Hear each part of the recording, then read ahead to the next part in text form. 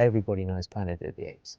I can remember going to Dusk to Dawn drive-in marathon as a kid. Yeah, I was a big fan, especially the original. I was a massive fan of the original Planet of the Apes. I saw it when I was a teenager, or 13, and was blown away by it. I'd never seen anything like it. Take your stinking paws off me, you damn dirty ape! The original movie has some very iconic images. The apes on horseback leading back charges with nets catching human beings. There's just something about the ape riding a horse. It's like something out of Roman Colosseum or something. And then, of course, the final image of the Statue of Liberty.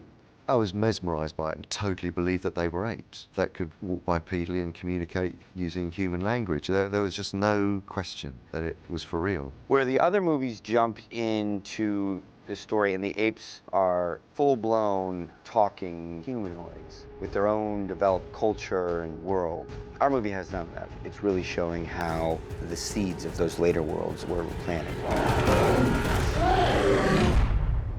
Meet Chimp 9.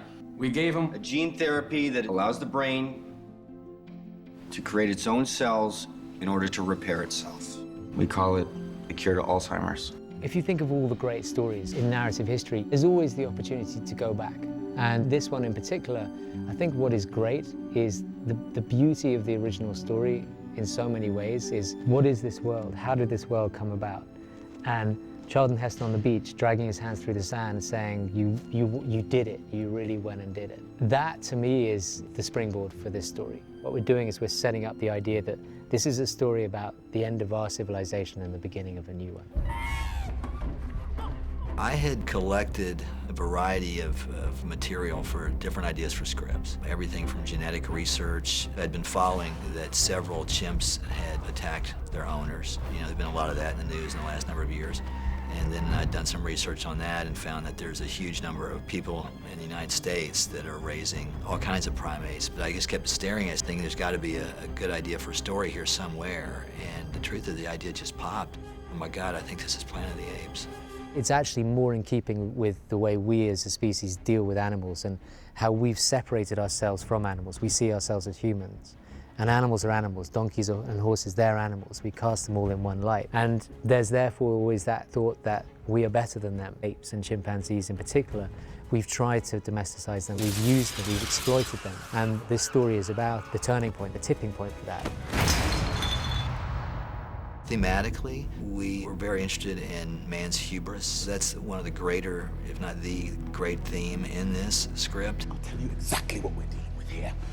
We're dealing with a drug that is worth more than everything else we are developing combined. Where the characters cross the line in terms of hubris is this, well, okay, we can cure Alzheimer's, but wait a minute, are you saying we can also increase intelligence? And that's when you start to play God, and that's what gets us into trouble scientifically in the movie. We will proceed without you. Ready, and action. It was very important to try and get the mythology as close as possible and to respect the original, which we had great respect for anyway, but all the films. Once the idea came together that we were going to reinvent Planet of the Apes, we knew what the general idea was, but then we started researching and watching all the old movies, and there's a reference in one of the films that the first ape to lead was named Caesar, and the first word spoken was no. And we built our movie around that moment, that Caesar would at some point rise up, look a human in the eye, and say the word no. And for us, we thought if we could build to that correctly and deliver it, then it would be like the moment where everyone stands up and says, I'm Spartacus.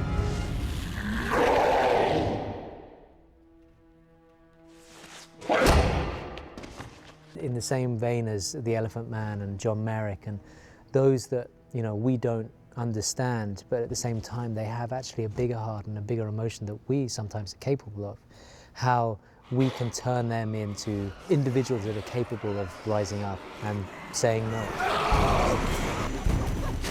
Rick sprinkled throughout the movie allusions to not only the original, but all the different movies. So there'd be kind of an Easter egg hunt for the fans. It didn't so much start off that way. We were just looking for names of characters and ways to look for inspiration and start writing the script. But then it started to grow, and we thought, oh, this would be cool if we wove this in, if we could weave that in. There is a reference to the Icarus. It's a nod to the past, but also, if it works, hoping that we can weave that back into one of the future movies if we get that lucky. It's a very interesting thing because it's not necessarily obvious to do that, but when I read the script I thought that's fantastic, because just to see something on the nightly news that is going on in our own world and the way we deal with space exploration, it is considered in the next 20 to 25 years that we will potentially have man on Mars, and that is exactly what Charlton Heston's mission was all about, so it's great to set that up.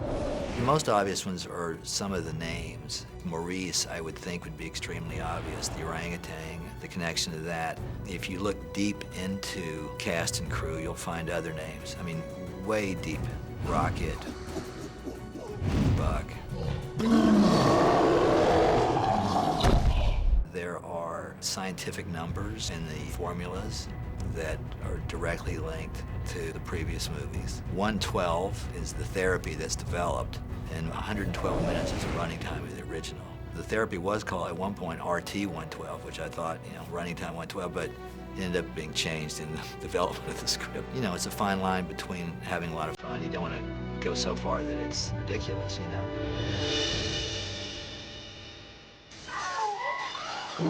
It's very exciting when all of a sudden things are elevated. It's visually much more arresting and fascinating than anything we ever had on the page. Moments are brought to fruition in ways that are very exciting.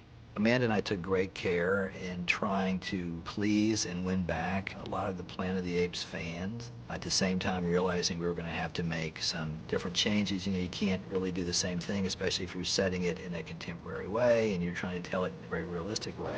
It's been a great adventure for us as a team to create these characters and to develop Caesar into this character that hopefully everybody will embrace.